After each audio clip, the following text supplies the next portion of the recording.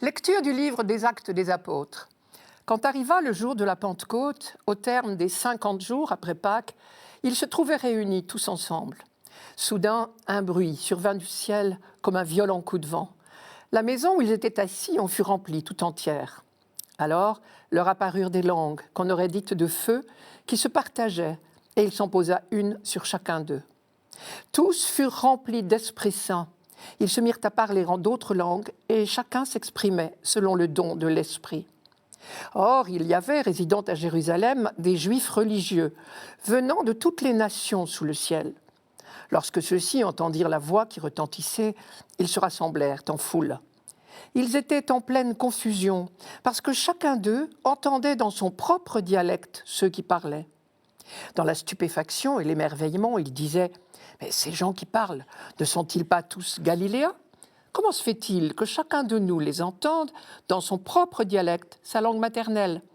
Parthes, Mèdes et Élamites, habitants de la Mésopotamie, de la Judée, de la Cappadoce, de la province du Pont et de celle d'Asie, de la Phrygie et de la Pamphylie, de l'Égypte et des contrées de Libye proches de Cyrène, Romains de passage, Juifs de naissance et convertis, Crétois et Arabes, tous nous les entendons parler dans nos langues des merveilles de Dieu.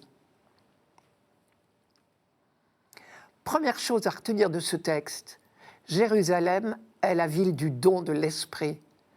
Elle n'est pas seulement la ville où Jésus a institué l'Eucharistie, la ville où il est ressuscité, elle est aussi la ville où l'Esprit a été répandu sur l'humanité. Ce jour-là, la ville de Jérusalem grouillait de monde, venu de partout. Des milliers de Juifs pieux, venus parfois de très loin. Parce qu'à l'époque du Christ, la Pentecôte juive était une fête très importante. C'était la fête du don de la loi, l'une des 3 fêtes de l'année pour lesquelles on se rendait à Jérusalem en pèlerinage. L'énumération de toutes les nationalités réunies à Jérusalem pour cette occasion en est la preuve. Pour bien nous faire comprendre ce qui se passe, Luc nous le raconte ici dans des termes qu'il a de toute évidence choisis très soigneusement pour évoquer au moins 3 textes de l'Ancien Testament. Ces 3 textes, ce sont premièrement le don de la loi au Sinaï, deuxièmement une parole du prophète Joël et troisièmement l'épisode de la tour de Babel. Je commence par le Sinaï. Les langues de feu de la Pentecôte, le bruit pareil à celui d'un violent coup de vent, suggèrent que nous sommes ici dans la ligne de ce qui s'était passé au Sinaï, quand Dieu avait donné les tables de la loi à Moïse. On trouve cela au livre de l'Exode, je cite « Le 3e jour, quand vint le matin, il y eut des voix, des éclairs, une nuée pesant sur la montagne et la voix d'un corps très puissant. Dans le camp, tout le peuple trembla. Moïse fit sortir le peuple à la rencontre de Dieu hors du camp. Et ils se tinrent tout en bas de la montagne. La montagne du Sinaï n'était que fumée, parce que le Seigneur y était descendu dans le feu. Sa fumée monta comme le feu d'une fournaise, et toute la montagne trembla violemment.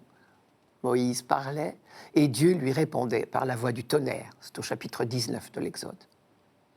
En s'inscrivant dans la ligne de cet événement du Sinaï, saint Luc veut nous faire comprendre que cette Pentecôte, cette année-là, est beaucoup plus qu'un pèlerinage traditionnel. C'est un nouveau Sinaï. Comme Dieu avait donné sa loi à son peuple pour lui enseigner à vivre dans l'alliance, désormais Dieu donne son propre esprit à son peuple. Désormais, la loi de Dieu, qui est le seul moyen de vivre vraiment libre et heureux, il ne faut pas l'oublier, désormais, cette loi de Dieu est écrite non plus sur des tables de pierre, mais sur des tables de chair, sur le cœur de l'homme, pour reprendre une image d'Ézéchiel. Et deuxièmement, Luc a très certainement voulu évoquer une parole du prophète Joël. Je vous la donne. « Je répandrai mon esprit sur toute chair, dit Dieu. » Et toute chair, c'est-à-dire tout être humain.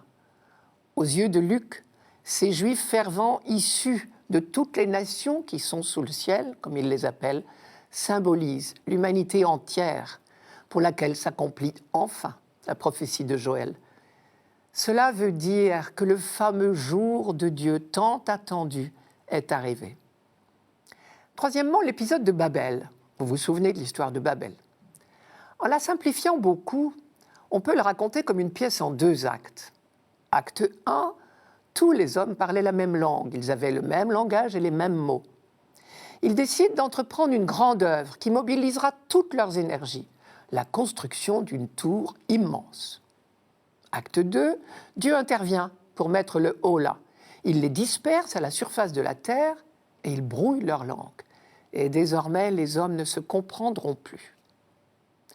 Nous nous demandons souvent ce qu'il faut en conclure.